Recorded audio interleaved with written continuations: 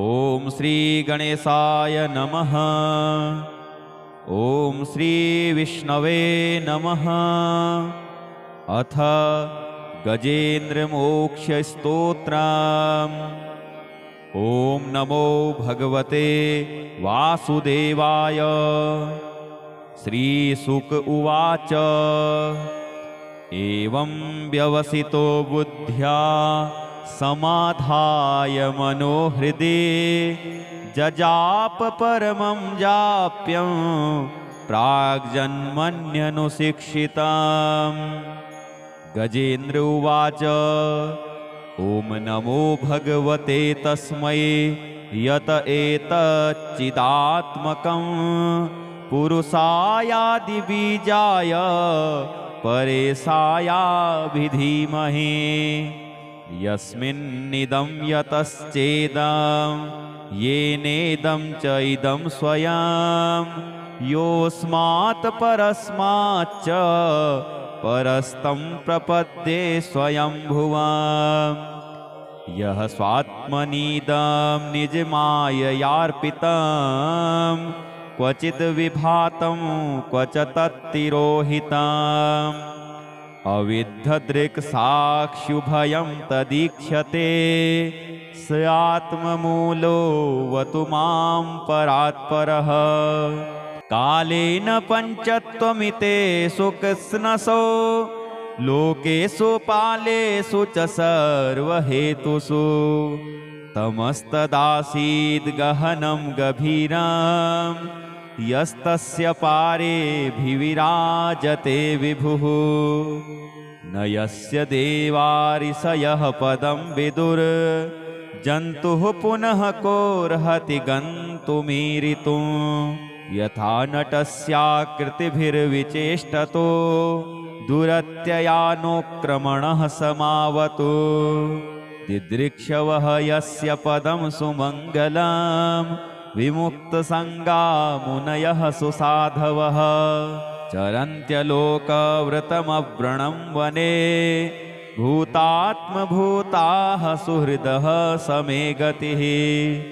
न विद्यते यस्य च जन्म कर्म वा न नाम रूपे गुणदोष एव वा तथापि लोकाप्ययशम्भवाय यः स्वमायया तान्यनुकालमृच्छति। तस्मै नमः परेशाय ब्रह्मणेऽनन्तशक्तये अरूपायोपरूपाय नम आश्चर्यकर्मणे। नम आत्मप्रदीपाय साक्षिणे परमात्मने। नमो गिरां विदुराय मनसश्चेतसामपि। सत्त्वेन प्रतिलभ्याय नैष्कर्मेण विपश्चिता नमः कैवल्यनाथाय निर्वाणसुखसंविदे। नमः शान्ताय घोराय मूढाय गुणधर्मिणे निर्विशेषाय साम्याय नमो ज्ञानघनाय च। क्षेत्रज्ञाय नमस्तुभ्यं सर्वाध्यक्षाय साक्षिणे पुरुषायात्ममूलाय मूलप्रकृतये नमः। सर्वेन्द्रियगुणोदृष्टे सर्वप्रत्ययहेतवे असताच्छाययोक्ताय सदाभासाय ते नमः।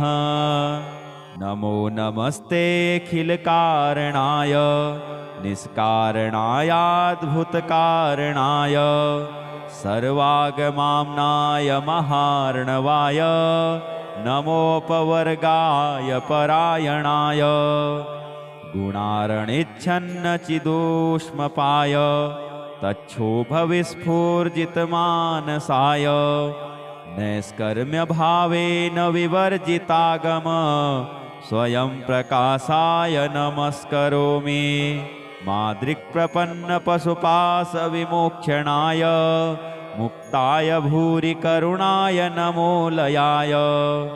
स्वांसेन सर्वतनुभिन्मनसि प्रतीत प्रत्यग्दृशे भगवते बृहते नमस्ते। आत्मात्मजाप्तगृहवित्तजनेषु सक्तये दुष्प्रापणाय गुणसङ्गविवर्जितायै मुक्तात्मभिः स्वहृदये परिभाविताय ज्ञानात्मने भगवते नमः ईश्वराय। यं धर्मकामार्थविमुक्तिकामा भजन्त इष्टां गतिमाप्नुवन्ति किं त्वाशिशोरात्यपि देहमव्ययं करोतु मे दभ्रदयो विमोक्षणम्। एकान्तिनो यस्य न कञ्चनार्थं वाञ्छन्ति ये वै भगवत्प्रपन्नाः अत्यद्भुतं तच्चरितं सुमङ्गलं गायन्त आनन्दसमुद्रमग्नाः तमक्षरं ब्रह्म परं परेशमव्यक्तमाध्यात्मिकयोगगम्यम् अतीन्द्रियं सूक्ष्ममिवातिदूरम् अनन्तमाद्यं परिपूर्णमीडे यस्य ब्रह्मादयो देवा वेदालोकाश्चराचराः नामरूपविभेदेन फलग्व्याचकलया कृताः यथार्चिसोऽग्नेः सवितुर्गभस्तयो निर्यान्ति संयान्त्यसकृत्स्वरोचिषः तथा यतोऽयं गुणसम्प्रवाहो बुद्धिर्मनः खानि शरीरसर्गाः स वै न देवासुरमर्त्यतिर्यं न स्त्री न षण्डो न पुमान् न जन्तुः नायं गुणः कर्म न सन्न चासन् निषेधशेषो जयतादशेषः जिजीविषेनाहमिहामुया किम् अन्तर्बहिश्चावृतये भयोन्या इच्छामि कालेन न यस्य विप्लव तस्यात्मलोकावरणस्य मोक्ष्यम् सोऽहं विश्वसृजं विश्वम् अविश्वं विश्ववेदशं विश्वात्मानमजं ब्रह्म प्रणतोऽस्मि परं पदम् योगरन्धितकर्माणो हृदयोगविभाविते योगिनो यं प्रपश्यन्ति योगे तं नतोऽस्म्यहम् नमो नमस्तुभ्यमसह्यवेग शक्तित्रयायाखिलधिगुणाय प्रपन्नपालाय दुरन्तशक्तये कदिन्द्रियाणामनवाप्यवर्त्मने नायं वेद स्वमात्मानं यच्छक्त्याहन्धिया हतं तं दुरत्ययमाहात्म्यं भगवन्तमितोऽस्म्यहम् इति श्री गजेन्द्रमोक्षस्तोत्रम्। ॐ श्री बृहस्पतये नमः। अथ बृहस्पतिस्तोत्रम्। विनियोगः। ॐ अस्य श्री बृहस्पतिस्तोत्रस्य ग्रत्समदर्शिः अनुष्टुप्छन्दः बृहस्पतिर्देवता बृहस्पतिप्रीत्यर्थं पाठे विनियोगः। ॐ गुरुर्बृहस्पतिर्जीवः सुराचार्यो विदाम्बरः वागीशोधिषणो दीर्घस्मश्रुः पीताम्बरो युवा सुधादृष्टिर्ग्रहाधीशो ग्रहपीडापहारकः दयाकरः सौम्यमूर्तिः सुरार्च्यः कुमङ्गलद्युतिः लोकपूज्यो लोकगुरु नीतिज्ञो नीतिकारकः तारापतिश्चाङ्गिरसो वेदवेद्यः पितामहः भक्त्या बृहस्पतिं स्मृत्वा नामान्येतानि यः पठेत् अरोगी बलवान् श्रीमान् पुत्रवान् स भवेन्नरः जीवेद्वर्षशतं मर्त्यः पापं नश्यति यः पूजयेत् गुरुदिने पीतगन्धाक्षताम्बरैः पुष्पदीपोपहारैश्च पूजयित्वा बृहस्पतिं ब्राह्मणान् भोजयित्वा च पीडाशान्तिर्भवेत् गुरोः।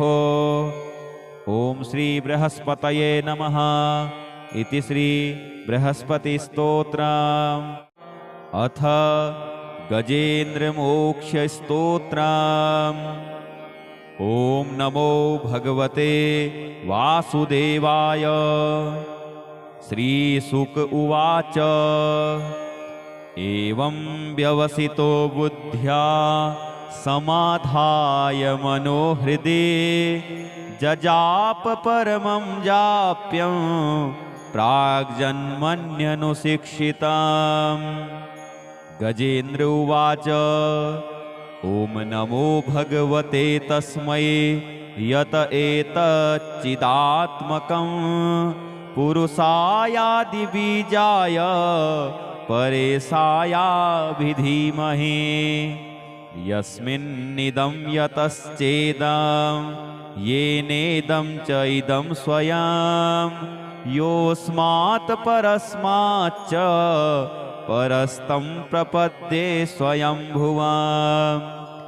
यः स्वात्मनीदं निजमाययार्पितं क्वचिद् विभातं क्वच तत्तिरोहितम्। अविद्धदृक्साक्षुभयं तदीक्ष्यते स आत्ममूलोऽवतु मां परात्परः। कालेन पञ्चत्वमिते सुकृत्स्नसो लोकेषु पालेषु च सर्वहेतुषु तमस्तदासीद् गहनं गभीरं यस्तस्य पारेऽभिविराजते विभुः। न यस्य देवारिषयः पदं विदुर् जन्तुः पुनः कोऽर्हति गन्तुमीरितुं। यथा नटस्याकृतिभिर्विचेष्टतो दुरत्ययानोक्रमणः समावतु। दिदृक्षवः यस्य पदं सुमङ्गलं विमुक्तसङ्गा मुनयः सुसाधवः चरन्त्यलोकव्रतमव्रणं वने भूतात्मभूताः सुहृदः समे गतिः। न विद्यते यस्य च जन्म कर्म वा न नाम रूपे गुणदोष एव वा तथापि लोकाप्ययशम्भवाय यः स्वमायया तान्यनुकालमृच्छति। तस्मै नमः परेशाय ब्रह्मणेऽनन्तशक्तये अरूपायोपरूपाय नम आश्चर्यकर्मणे।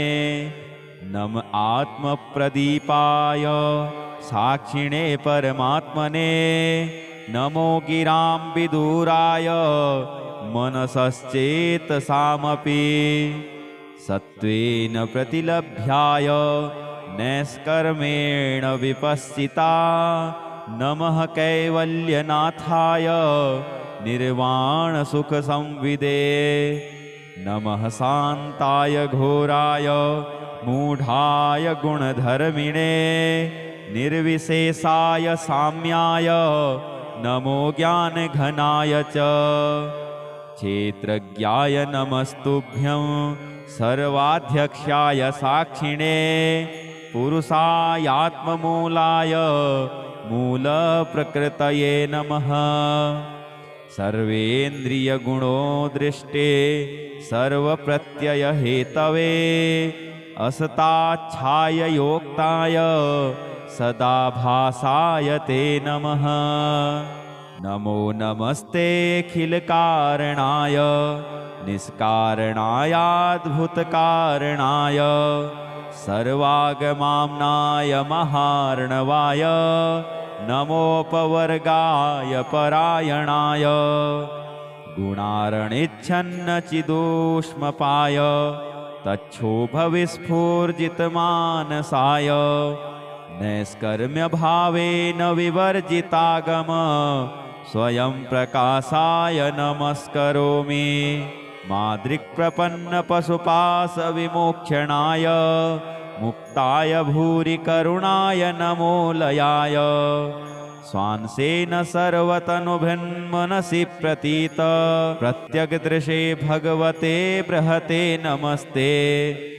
आत्मात्मजाप्तगृहवित्तजने सुशक्तये दुष्प्रापणाय गुणसङ्गविवर्जिताय मुक्तात्मभिः स्वहृदये परिभाविताय ज्ञानात्मने भगवते नम ईश्वराय। यं धर्मकामार्थविमुक्तिकामा भजन्त इष्टां गतिमाप्नुवन्ति किं त्वाशिशोरात्यपि देहमव्ययं करोतु मे दभ्रदयो विमोक्षणम्। एकान्तिनो यस्य न कञ्चनार्थं वाञ्छन्ति ये वै भगवत्प्रपन्नाः अत्यद्भुतं तच्चरितं सुमङ्गलं गायन्त आनन्दसमुद्रमग्नाः। तमक्षरं ब्रह्म परं परेशमव्यक्तमाध्यात्मिकयोगगम्यम् अतीन्द्रियं सूक्ष्ममिवातिदूरम् अनन्तमाद्यं परिपूर्णमीडे। यस्य ब्रह्मादयो देवा वेदालोकाश्चराचराः नामरूपविभेदेन फलग्व्याचकलया कृताः। यथार्चिसोऽग्नेः सवितुर्गभस्तयो निर्यान्ति संयान्त्यसकृत्स्वरोचिषः तथा यतोऽयं गुणसम्प्रवाहो बुद्धिर्मनः खानि शरीरसर्गाः। स वै न देवासुरमर्त्यतिर्यं न स्त्री न षण्डो न पुमान् न जन्तुः नायं गुणः कर्म न सन्न चासन् निषेधशेषो जयतादशेषः। जिजीविषेनाहमिहामुया किम् अन्तर्बहिश्चावृतये भयोन्या। इच्छामि कालेन न यस्य विप्लव तस्यात्मलोकावरणस्य मोक्ष्यम्। सोऽहं विश्वसृजं विश्वम् अविश्वं विश्ववेदशं विश्वात्मानमजं ब्रह्म प्रणतोऽस्मि परं पदम्। योगरन्धितकर्माणो हृदयोगविभाविते योगिनो यं प्रपश्यन्ति योगे समतं नतोऽस्म्यहम्। नमो नमस्तुभ्यमसह्यवेग शक्तित्रयायाखिलधिगुणाय प्रपन्नपालाय दुरन्तशक्तये कदिन्द्रियाणामनवाप्यवर्त्मने। नायं वेद स्वमात्मानं यच्छक्त्याहन्धिया हतं तं दुरत्ययमाहात्म्यं भगवन्तमितोऽस्म्यहम्। इति श्री गजेन्द्रमोक्षस्तोत्रम्। ॐ श्री बृहस्पतये नमः। अथ बृहस्पतिस्तोत्रम्। विनियोगः। ॐ अस्य श्री बृहस्पतिस्तोत्रस्य ग्रत्समदर्शिः अनुष्टुप्छन्दः बृहस्पतिर्देवता बृहस्पतिप्रीत्यर्थं पाठे विनियोगः। ॐ गुरुर्बृहस्पतिर्जीवः सुराचार्यो विदाम्बरः वागीशोधिषणो दीर्घस्मश्रुः पीताम्बरो युवा सुधादृष्टिर्ग्रहाधीशो ग्रहपीडापहारकः दयाकरः सौम्यमूर्तिः सुरार्च्यः कुमङ्गलद्युतिः लोकपूज्यो लोकगुरु नीतिज्ञो नीतिकारकः तारापतिश्चाङ्गिरसो वेदवेद्यः पितामहः भक्त्या बृहस्पतिं स्मृत्वा नामान्येतानि यः पठेत् अरोगी बलवान् श्रीमान् पुत्रवान् स भवेन्नरः जीवेद्वर्षशतं मर्त्यः पापं नश्यति नश्यति यः पूजयेत् गुरुदिने पीतगन्धाक्षताम्बरैः पुष्पदीपोपहारैश्च पूजयित्वा बृहस्पतिं ब्राह्मणान् भोजयित्वा च पीडाशान्तिर्भवेत् गुरोः। ॐ श्री बृहस्पतये नमः। इति श्री बृहस्पतिस्तोत्रम्। अथ गजेन्द्रमोक्षस्तोत्रम्। ॐ नमो भगवते वासुदेवाय। श्रीशुक उवाच एवं व्यवसितो बुद्ध्या समाधाय मनोहृदि जजाप परमं जाप्यं प्राग्जन्मन्यनुशिक्षितम्। गजेन्द्र उवाच ॐ नमो भगवते तस्मै यत एतच्चिदात्मकं पुरुषायादिबीजाय परेशायाभिधीमहि। यस्मिन्निदं यतश्चेदं येनेदं च इदं स्वयं योऽस्मात् परस्माच्च परस्तं प्रपद्ये स्वयंभुवम्।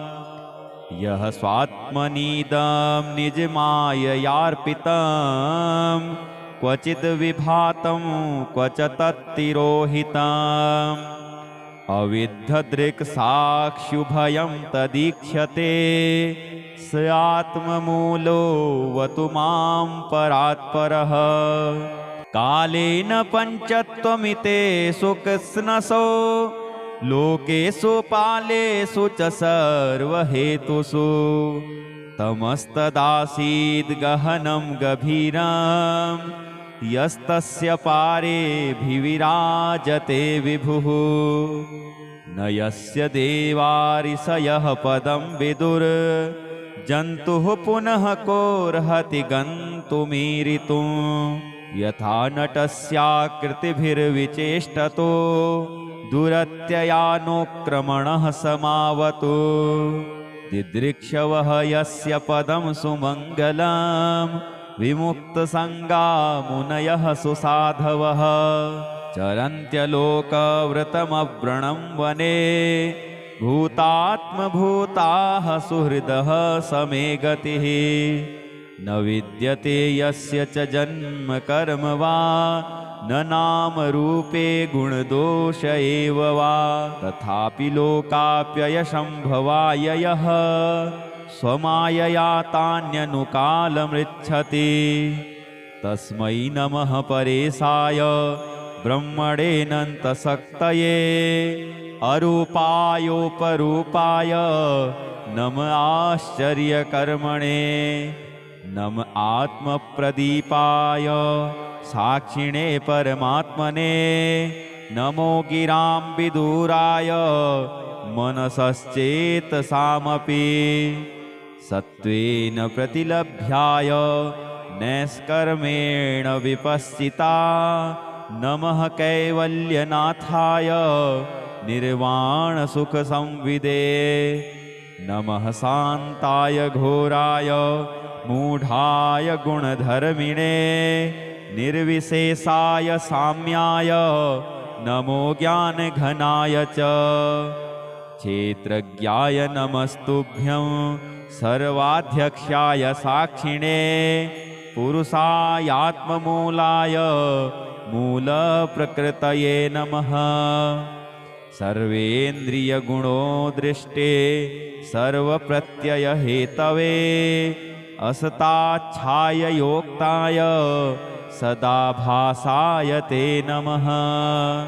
नमो नमस्तेऽखिलकारणाय निष्कारणायाद्भुतकारणाय सर्वागमाम्नाय महार्णवाय नमोपवर्गाय परायणाय गुणारणिच्छन्नचिदूष्मपाय तच्छोभविस्फूर्जितमानसाय नैष्कर्म्यभावेन विवर्जितागम स्वयं प्रकाशाय नमस्करोमि।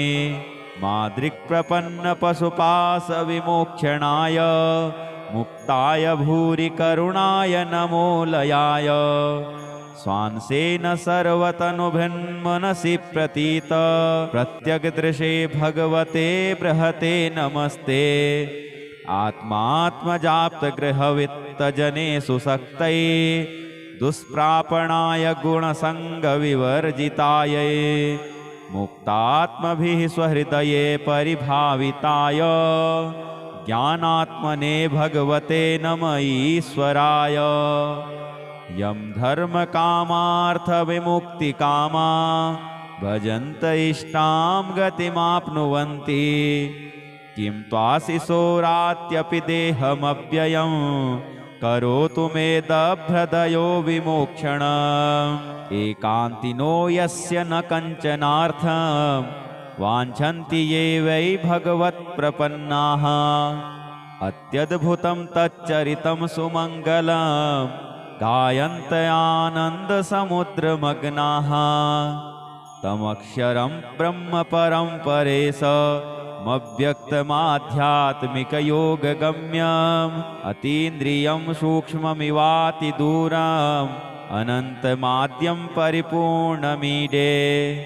यस्य ब्रह्मादयो देवा वेदालोकाश्चराचराः नामरूपविभेदेन फलग्व्याचकलया कृताः। यथार्चिसोऽग्नेः सवितुर्गभस्तयो निर्यान्ति संयान्त्यसकृत्स्वरोचिषः। तथा यतोऽयं गुणसम्प्रवाहो बुद्धिर्मनः खानि शरीरसर्गाः। स वै न देवासुरमर्त्यतिर्यं न स्त्री न षण्डो न पुमान् न जन्तुः।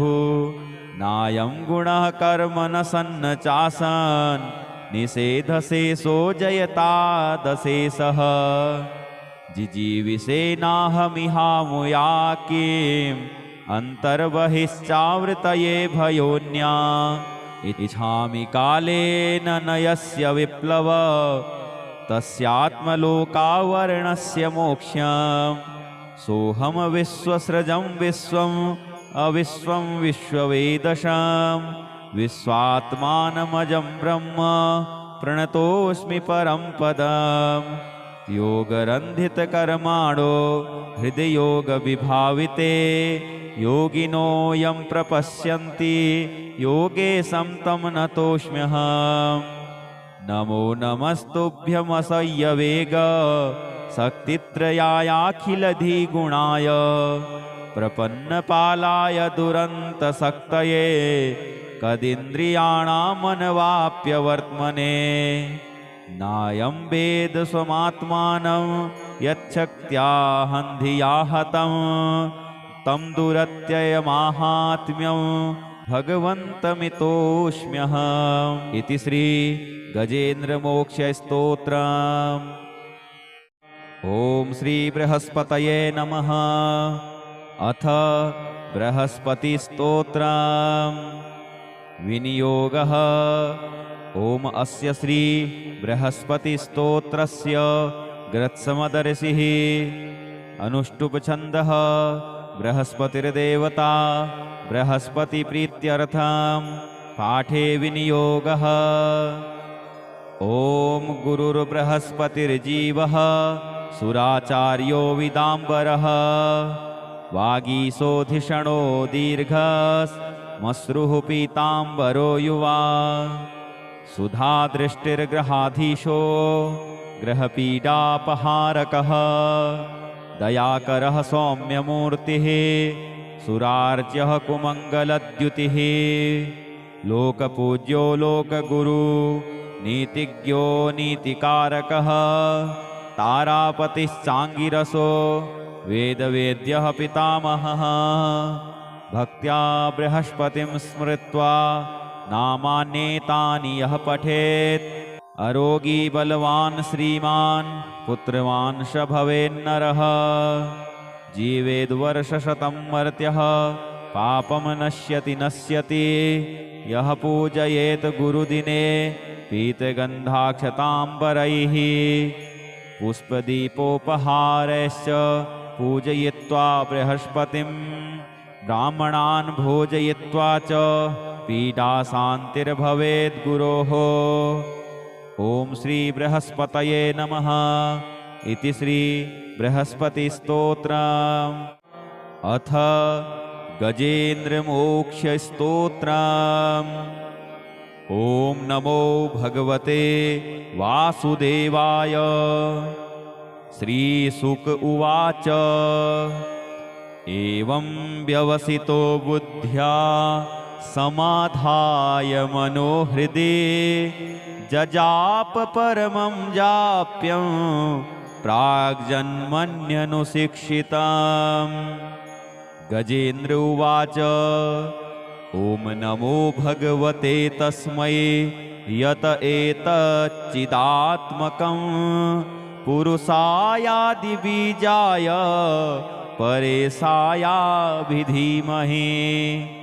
यस्मिन्निदं यतश्चेदं येनेदं च इदं स्वयं योऽस्मात् परस्माच्च परस्तं प्रपद्ये स्वयंभुवम्।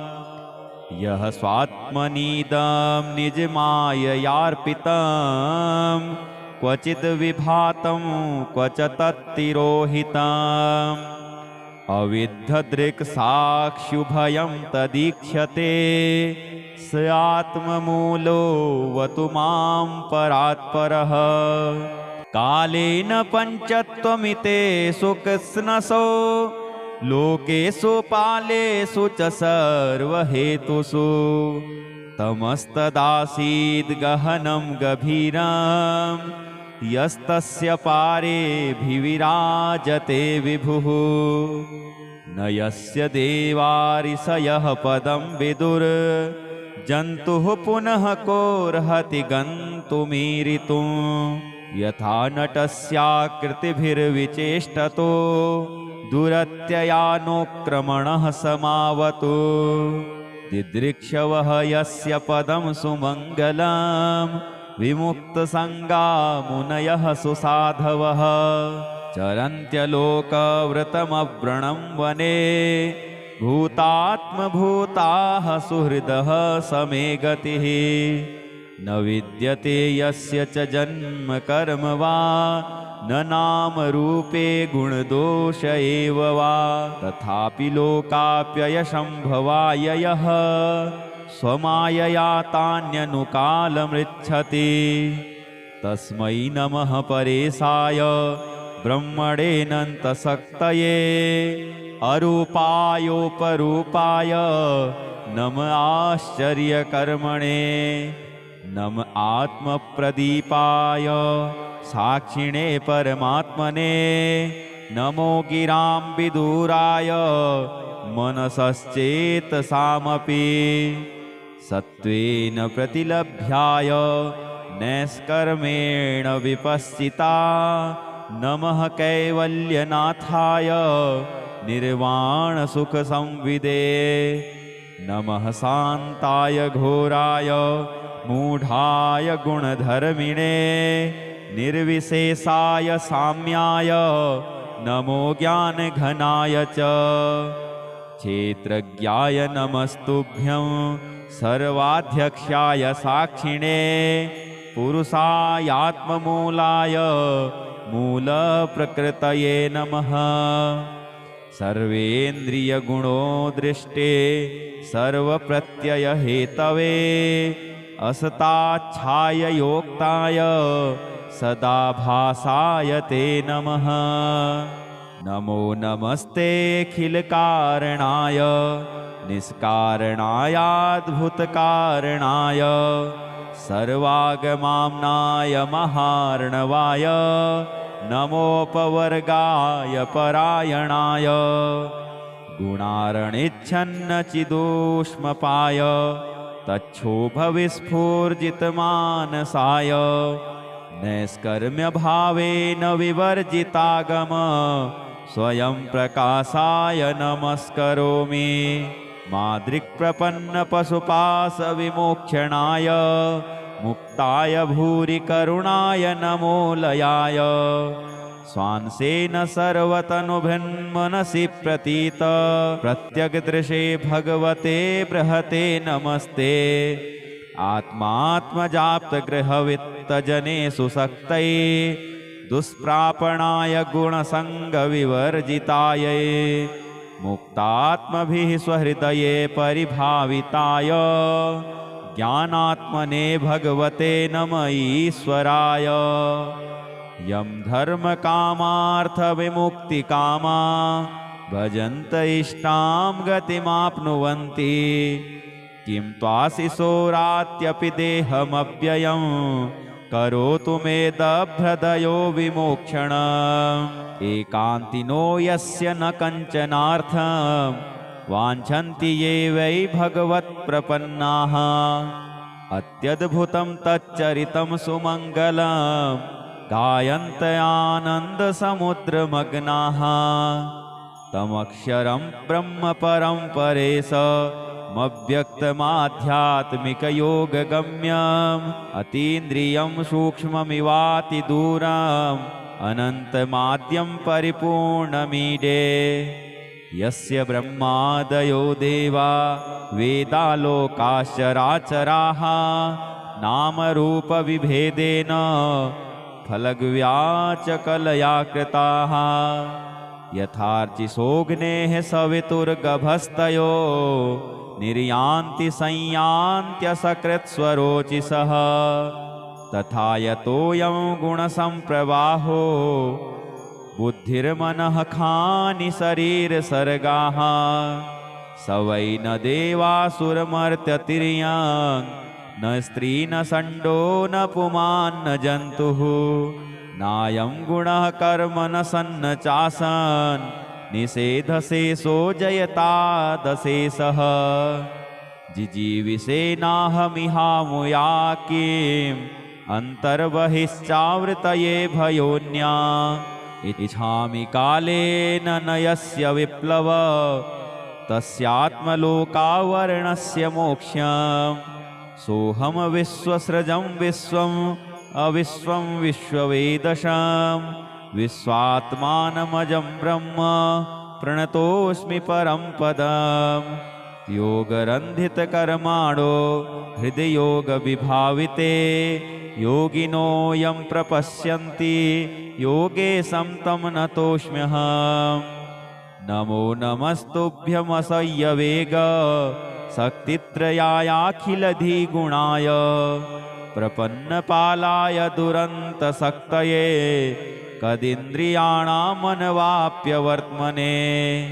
नायं वेद स्वमात्मानं यच्छक्त्या हन्धिया हतं तं दुरत्ययमाहात्म्यं भगवन्तमितोऽस्म्यहम्। इति श्री गजेन्द्रमोक्षस्तोत्रम्।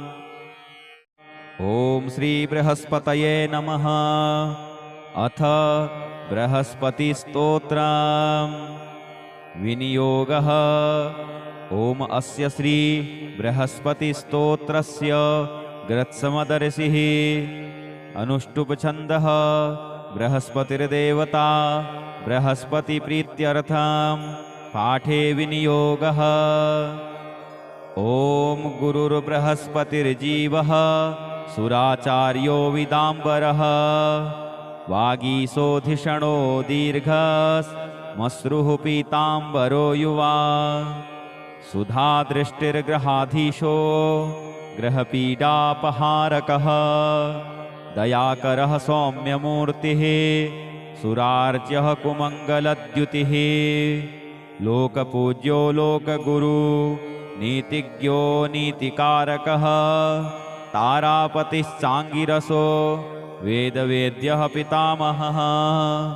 भक्त्या बृहस्पतिं स्मृत्वा नामान्येतानि यः पठेत् अरोगी बलवान् श्रीमान् पुत्रवान् स भवेन्नरः। जीवेद्वर्षशतं मर्त्यः पापं नश्यति नश्यति। यः पूजयेत् गुरुदिने पीतगन्धाक्षताम्बरैः पुष्पदीपोपहारैश्च पूजयित्वा बृहस्पतिं। ब्राह्मणान् भोजयित्वा च पीडाशान्तिर्भवेत् गुरोः। ॐ श्री बृहस्पतये नमः। इति श्री बृहस्पतिस्तोत्रम्। अथ गजेन्द्रमोक्षस्तोत्रम्। ॐ नमो भगवते वासुदेवाय।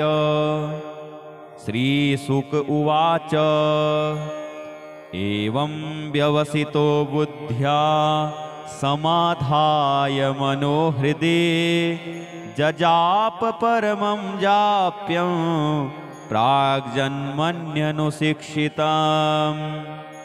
गजेन्द्र उवाच ॐ नमो भगवते तस्मै यत एतच्चिदात्मकं पुरुषायादिबीजाय परेशायाभिधीमहि। यस्मिन्निदं यतश्चेदं येनेदं च इदं स्वयं योऽस्मात् परस्माच्च परस्तं प्रपद्ये स्वयंभुवम्। यः स्वात्मनीदं निजमाययार्पितं क्वचिद् विभातं क्वच तत्तिरोहितम्। अविद्धदृक्साक्षुभयं तदीक्ष्यते स आत्ममूलोऽवतु मां परात्परः। कालेन पञ्चत्वमिते सुकृत्स्नसो लोकेषु पालेषु च सर्वहेतुषु तमस्तदासीद् गहनं गभीरं यस्तस्य पारेऽभिविराजते विभुः। न यस्य देवारिषयः पदं विदुर् जन्तुः पुनः कोऽर्हति गन्तुमीरितुं। यथा नटस्याकृतिभिर्विचेष्टतो दुरत्ययानुक्रमणः समावतु। दिदृक्षवः यस्य पदं सुमङ्गलं विमुक्तसङ्गा मुनयः सुसाधवः चरन्त्यलोकव्रतमव्रणं वने भूतात्मभूताः सुहृदः समे गतिः। न विद्यते यस्य च जन्म कर्म वा न नाम रूपे गुणदोष एव वा तथापि लोकाप्ययशम्भवाय यः स्वमायया तान्यनुकालमृच्छति। तस्मै नमः परेशाय ब्रह्मणेऽनन्तशक्तये अरूपायोपरूपाय नम आश्चर्यकर्मणे। नम आत्मप्रदीपाय साक्षिणे परमात्मने। नमो गिरां विदुराय मनसश्चेतसामपि। सत्त्वेन प्रतिलभ्याय नैष्कर्मेण विपश्चिता नमः कैवल्यनाथाय निर्वाणसुखसंविदे। नमः शान्ताय घोराय मूढाय गुणधर्मिणे निर्विशेषाय साम्याय नमो ज्ञानघनाय च। क्षेत्रज्ञाय नमस्तुभ्यं सर्वाध्यक्षाय साक्षिणे पुरुषायात्ममूलाय मूलप्रकृतये नमः। सर्वेन्द्रियगुणोदृष्टे सर्वप्रत्ययहेतवे असताच्छाय योक्ताय सदा भासाय ते नमः। नमो नमस्तेऽखिलकारणाय निष्कारणायाद्भुतकारणाय सर्वागमाम्नाय महार्णवाय नमोपवर्गाय परायणाय गुणारणिच्छन्नचिदूष्मपाय तच्छोभविस्फूर्जितमानसाय नैष्कर्म्यभावेन विवर्जितागम स्वयं प्रकाशाय नमस्करोमि। मादृक्प्रपन्नपशुपाशविमोक्षणाय मुक्ताय भूरि करुणाय नमोलयाय स्वांसेन सर्वतनुभिन्मनसि प्रतीत प्रत्यगदृशे भगवते बृहते नमस्ते। आत्मात्मजाप्तगृहवित्तजने सुशक्तये दुष्प्रापणाय गुणसङ्गविवर्जिताय मुक्तात्मभिः स्वहृदये परिभाविताय ज्ञानात्मने भगवते नम ईश्वराय। यं धर्मकामार्थविमुक्तिकामा भजन्त इष्टां गतिमाप्नुवन्ति। किं त्वाशिशोरात्यपि देहमव्ययं करोतु मे दभ्रदयो विमोक्षणम्। एकान्तिनो यस्य न कञ्चनार्थं वाञ्छन्ति ये वै भगवत्प्रपन्नाः। अत्यद्भुतं तच्चरितं सुमङ्गलं गायन्त आनन्दसमुद्रमग्नाः। तमक्षरं ब्रह्म परं परेशमव्यक्तमाध्यात्मिकयोगगम्यम् अतीन्द्रियं सूक्ष्ममिवातिदूरम् अनन्तमाद्यं परिपूर्णमीडे। यस्य ब्रह्मादयो देवा वेदालोकाश्चराचराः नामरूपविभेदेन फलग्व्याचकलया कृताः। यथार्चिसोऽग्नेः सवितुर्गभस्तयो निर्यान्ति संयान्त्यसकृत्स्वरोचिषः।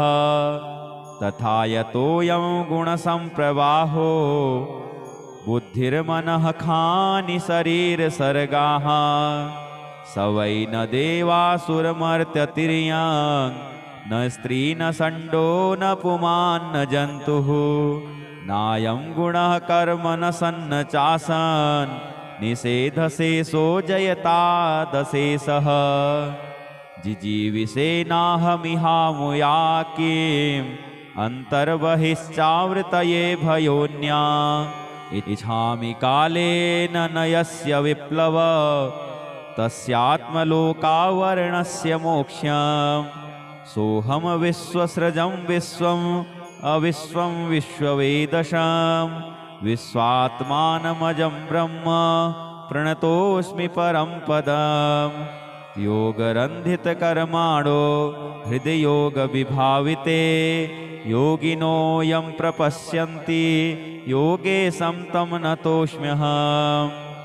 नमो नमस्तुभ्यमसह्यवेग शक्तित्रयायाखिलधिगुणाय प्रपन्नपालाय दुरन्तशक्तये कदिन्द्रियाणामनवाप्यवर्त्मने।